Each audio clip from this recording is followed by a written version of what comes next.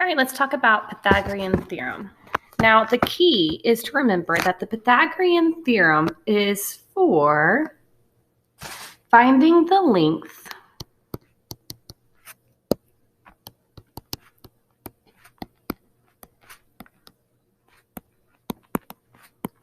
of a missing side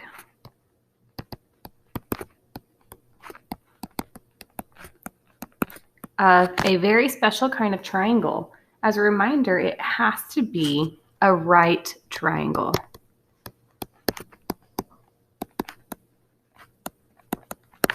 So Pythagorean theorem is for finding the length of a missing side of a right triangle. Now, over on the right-hand side, we have an example of a right triangle, and we want to start by labeling the legs and the hypotenuse. It's important to remember that the hypotenuse is the longest side.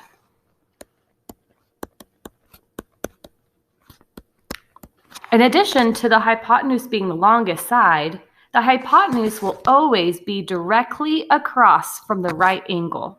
It will never touch the right angle. On the other hand, the legs will always form the right angle.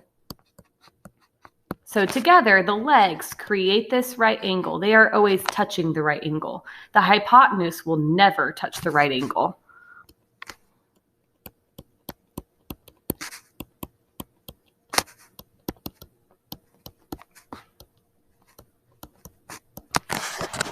Okay, now that we know the parts of the right triangle, let's look at an example of how to model Pythagorean theorem and why Pythagorean theorem is true.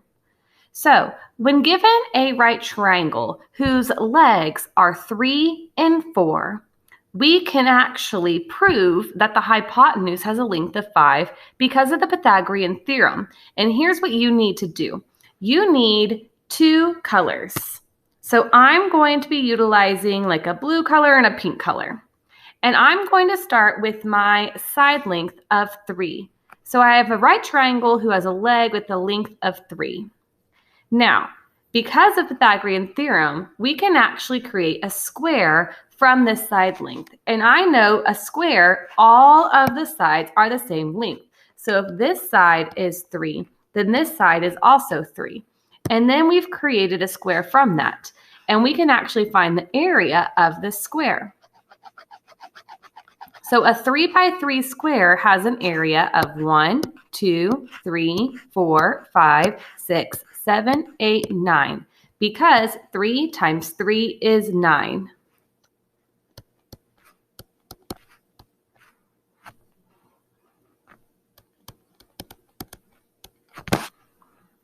Now, let's go to our next leg.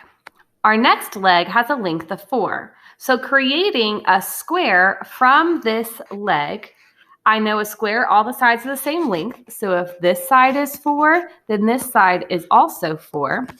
I can actually find the area, and I'm going to shade this one in pink. This square has an area of 1, 2, 3, 4, 5, 6, 7, 8, 9, 10, 11, 12, 13, 14, 15, 16. Because 4 times 4 is 16. Remember, area of a square is just length times width, or base times height. So 4 times 4 is 16. So this one has an area of 16 units squared. Now, a really cool thing that exists is then our hypotenuse, which in this case has a length of 5.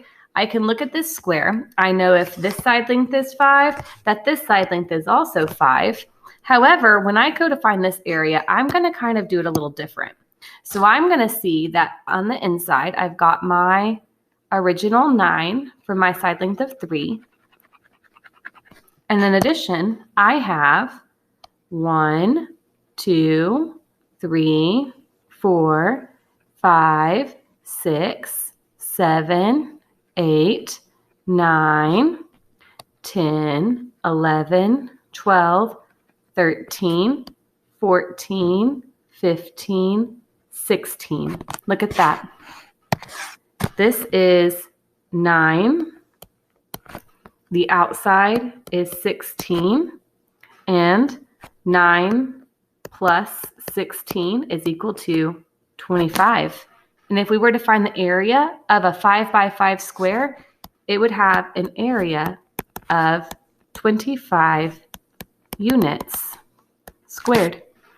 In other words, Pythagorean theorem tells us that when we have a right triangle, the sum of the areas of the squares that are formed on the legs is equal to the area of the square of the hypotenuse. In other words, we can create a square off each of the legs and the hypotenuse, find the area of the squares of the legs and add them together, and it will always equal the area of the square of the hypotenuse, only for a right triangle. So again, this theorem only works on right triangles. Now, just a little background. Pythagoras, he is actually a Greek philosopher and mathematician who has been credited for discovering Pythagorean theorem and proving Pythagorean theorem. I don't have much room to write that here, but I'm just sharing that. He, again, is a Greek philosopher and a mathematician, and he's the person who discovered and proved Pythagorean theorem. So then now moving down here, here is our theorem written as an equation. And it tells us a squared plus b squared is equal to c squared. And let me tell you what that means. So both a and b represent lengths of legs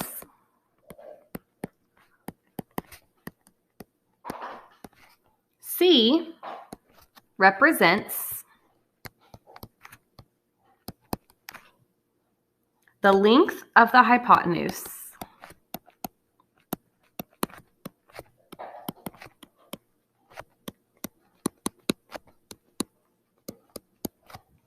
Which is always the longest side.